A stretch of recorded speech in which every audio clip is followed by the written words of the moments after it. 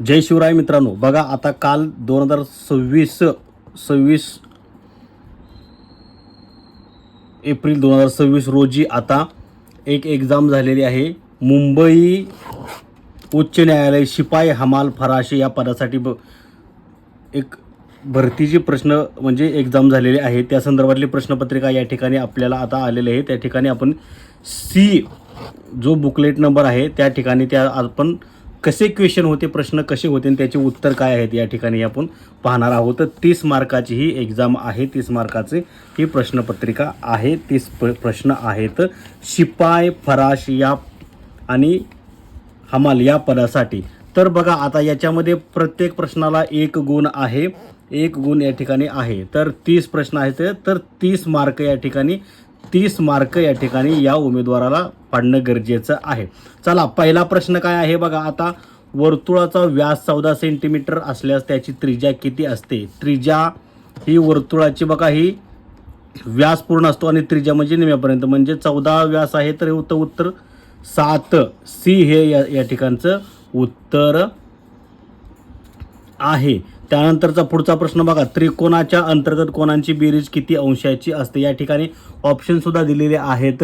तर त्या ठिकाणी उत्तर काय आहे 180 बी हे उत्तर आहे. तुम्ही कोणतं उत्तर लिहिलेलं आहे ते बघा, किंवा तुम्ही जर एक्झाम दिली नसेल तर तुम्हाला या संदर्भातलाही थोडासा क्लू सुद्धा मिळू शकतो, अंदाज येऊ शकतो.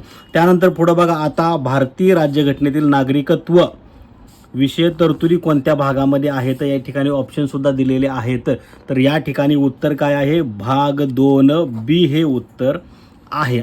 त्यानंतर बघा पुढचा प्रश्न काय आहे की बाबा आता बघा पंचायत राजव्यवस्थेतील त्रिस्तरीय रचना यामध्ये खालीलपैकी कोणता स्तर समाविष्ट नाही. पर्याय आहेत ग्रामपंचायत, पंचायत समिती, जिल्हा परिषद आणि नगर परिषद.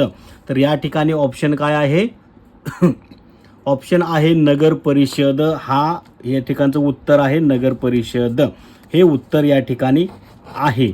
त्यानंतर पुढचा प्रश्न काय आहे बघा. आता समाज स्वास्थ्य हे साप्ताहिक कोणी सुरू केले.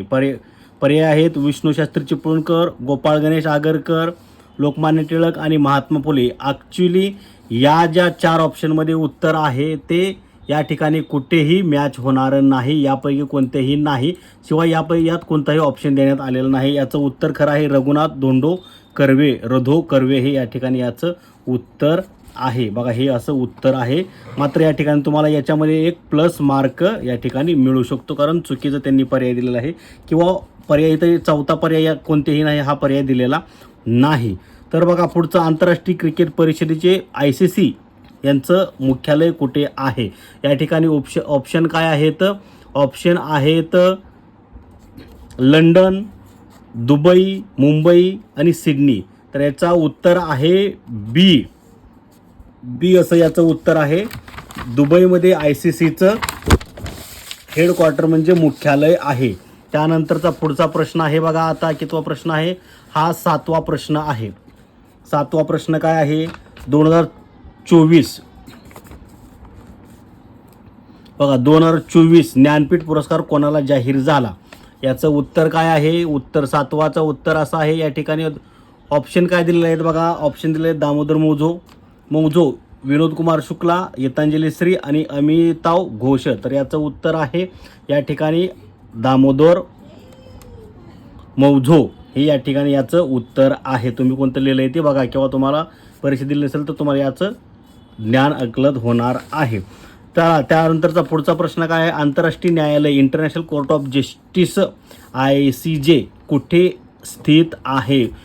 ऑप्शन आहे न्यूयॉर्क, हेग, जिनिवा आणि ब्रुसेल्स. तर या ठिकाणचं उत्तर काय आहे हेग असं या प्रश्नाचं उत्तर आहे. ICJचं इंटरनॅशनल कोर्ट ऑफ जस्टिस हे हेगमध्ये आहे. त्यानंतरचा पुढचा प्रश्न आहे बघा. आता प्रश्न किती आहे 9वा प्रश्न. खालीलपैकी कोणते पुस्तक महात्मा गांधींनी लिहिले आहे. तर हिंद स्वराज हे या ठिकाणचं याचं उत्तर आहे. हिंद स्वराज हे पुस्तक लिहिलेलं आहे. अनेकांनी आनंदमठ वगैरे असं लिहिलेलं आहे, तर ते चुकीचं उत्तर आहे. त्यानंतरचा पुढचा प्रश्न आहे बघा, 10वा प्रश्न काय आहे? दिल्ली सल्तनतीचा संस्थापक कोण मानला जातो? कुतुबुद्दीन ऐबक, इल्तुतमिश, बलबन, अलाउद्दीन खिलजी असे हे 4 पर्याय या ठिकाणी आहेत. तर याचं उत्तर आहे कुतुबुद्दीन ऐबक हे या ठिकाणी याचं उत्तर आहे. त्यानंतरचा पुढचा प्रश्न आहे बघा, PDF पूर्ण स्वरूप काय आहे? या ठिकाणी बघा, personal data file, portable data format, portable document format आणि प्रिंटेड डॉक्युमेंट फाईल हे 4 ऑप्शन आहेत. तर याचं उत्तर आहे पोर्टेबल डॉक्युमेंट फॉर्मॅट असं या ठिकाणी याचं उत्तर आहे. त्यानंतरचा पुढचा प्रश्न आहे बघा, 12वा प्रश्न आहे. 12वा प्रश्न काय? विजेचा शोध कोणी लावला? तर विजेचा शोध एडिसन यांनी लावलेला आहे. अगदी सोपा प्रश्न आहे. वनस्पतीमध्ये अन्न तयार करण्यासाठी आवश्यक नसलेला घटक कोणता? आवश्यक सूर्यप्रकाश लागतो, कार्बन डायऑक्साईड लागत नाही, ऑक्सिजन लागतो, पाणी लागतं. तर त्या ठिकाणी कार्बन डायऑक्साईड हा या ठिकाणी याचं म्हणजे बघा, ऑक्सिजन वनस्पतीमध्ये अन्न तयार करण्यासाठी आवश्यक नसलेला घटक ऑक्सिजन लागत नाही, कार्बन डायऑक्साईड म्हणजे आवश्यक नसलेला घटक कोणता? तर ऑक्सिजन हे या ठिकाणी याचं उत्तर आहे असं अनेकांचं म्हणणं आहे. तुम्ही क्रॉस चेक करून बघू शकता या. तर त्यानंतरचा पुढचा प्रश्न आहे बघा, खालीलपैकी कोणता ग्रह स्वतःच्या अक्षावर सर्वाधिक झुकलेला आहे? पृथ्वी, मंगळ, युरेनस, शनी कोणता ग्रह झुकलेला आहे? तर याचं उत्तर काय आहे? याचं उत्तर आहे युरेनस हा ग्रह स्वतःच्या अक्षावर झुकलेला आहे.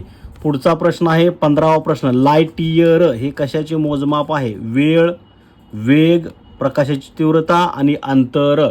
तर याचं उत्तर आहे अंतर मोजण्यासाठी लाईट इयर या मोजमाप वापरलं जातं. चला पुढचा प्रश्न कोणता आहे? पुढचा प्रश्न इथं 16वा प्रश्न आहे. 16वा प्रश्न काय आहे? तर बघा, भारतातील सर्वाधिक सरासरी वार्षिक पर्जन्यमान असलेले ठिकाण कोणते? चेरापुंजी, मावसिनराम, कोहिमा, इटानगर. तर याचं उत्तर काय आहे? याचं उत्तर आहे मावसिनराम असं उत्तर आहे.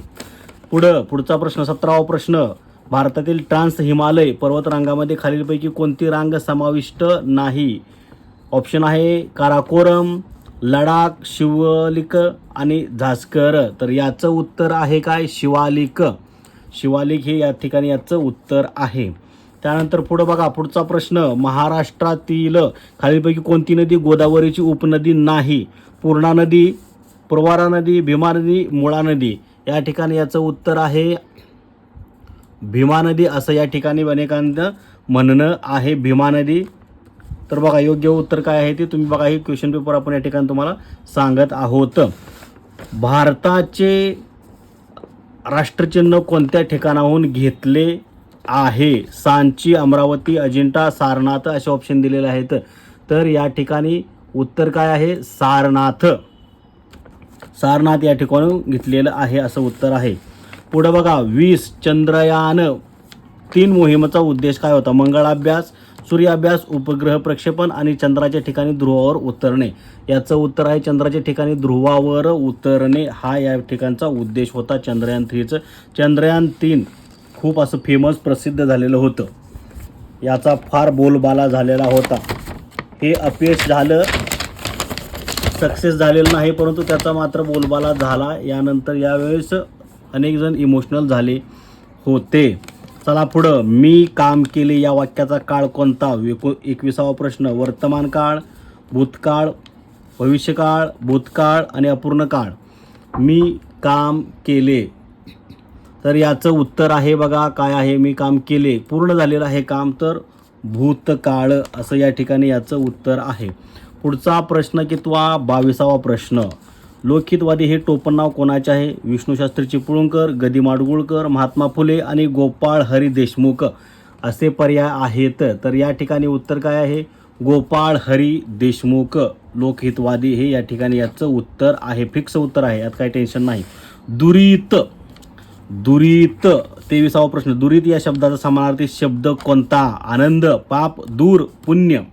तर याचा अर्थ असा लावायचा की दुरितांचे तिमीर जावो विश्व सुधर्मी सूर्य पाहू. दुरितांचे तिमीर म्हणजे अंधार, जावो म्हणजे जाऊ द्या, तिमीर म्हणजे दुरितांचं तिमिरात अंधार जावो म्हणजे पापांचा अंधार जाऊ दे सगळा, असं साधं ह्याच्यावरनं अर्थ लावायचा. आणि याचं उत्तर काय आहे? पाप. दुरित म्हणजे पापांचा अंधार जो आहे तो निघून जाऊ दे, असं दुरितांची तिमीर जावो विश्व सुधर्मी सूर्य पाहू. यावरून हे उत्तर आपण या ठिकाणी काढलेलं आहे. त्यानंतरचा पुढचा प्रश्न 24वा प्रश्न काय आहे? माझे विद्यापीठ हा कोणाचा कविता संग्रह आहे? माझे विद्यापीठ हा कविता संग्रह कोणाचा आहे? या ठिकाणी पर्याय आहे नारायण सुर्वे, नामदेव ढसाळ, गदी माडगुळकर आणि विवा शिरवाडकर, असे या ठिकाणी हे पर्याय आहेत. तर याचं खरं उत्तर आहे 24व्या प्रश्नाचं नारायण सुर्वे हे या ठिकाणी याचं उत्तर आहे. त्यानंतर चला पुढचा प्रश्न बघा. आता किती प्रश्न राहिलेत? 1 2 3 4 5 6 प्रश्न राहिलेले आहेत. प्रश्न 25वा प्रश्न. याचं उत्तर काय आहे बघा. 25वा प्रश्न बघा. हर्षचरित हा ग्रंथ कोणी लिहिलेला आहे? कालिदास, बाणभट्ट, भवभूती आणि अश्वघोष. तर याचं उत्तर काय आहे? 25वा प्रश्न. हर्षचरित हा ग्रंथ बाणभट्ट यांनी लिहिलेला आहे. हे उत्तर फिक्स आहे, काय टेन्शनमध्ये राहू नका. नंतर एका संख्येचा 20% म्हणजे बरोबर असल्यास ती संख्या किती? 60. म्हणजे एका संख्येचा 20% म्हणजे किती? 60 रुपये. तर ती संख्या किती? म्हणजे धरून चला फॉर एक्झाम्पल डॅश डॅश संख्या आहे, तर त्या संख्येच्या 20% म्हणजे 60 रुपये. तर ती संख्या कोणती? पर्याय 200, 250, 300, 350 हा या ठिकाणी पर्याय दिलेला आहे. तर त्याचं खरं उत्तर काय आहे? तर या ठिकाणी 300 हे उत्तर आहे. चला पुढं. आता जर SUN बरोबर TVO असे लिहिले तर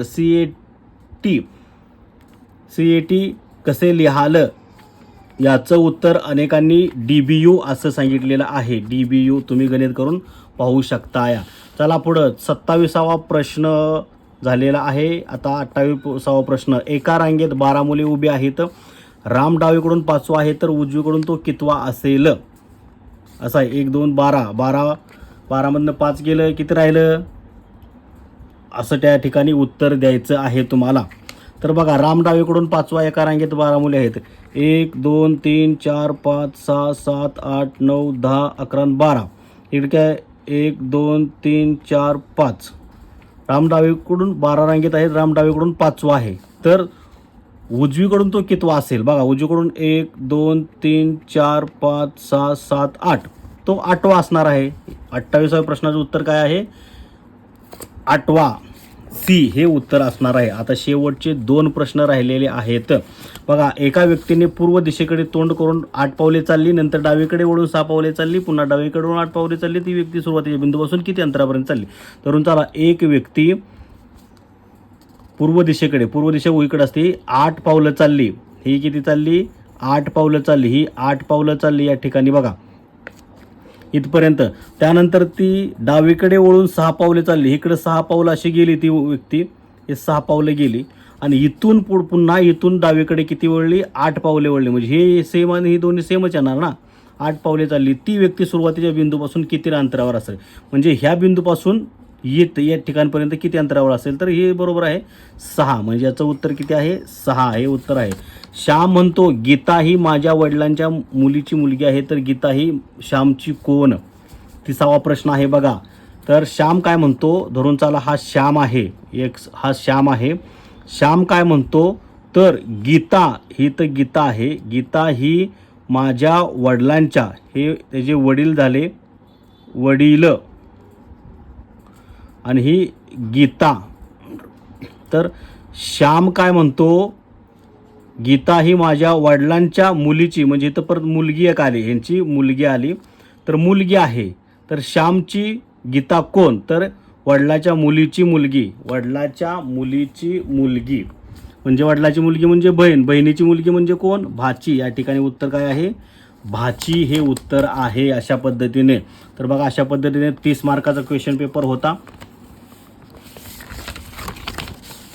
मुंबई उच्च न्यायालय शिपाई हमाल फराश या पदासाठी. तर तुम्ही कोणतं उत्तर दिलं, तुम्हाला कोणता क्वेश्चन पेपर आला होता, तुम्ही भरतीसाठी अर्ज केला होता का नव्हता, कमेंट करून सांगा.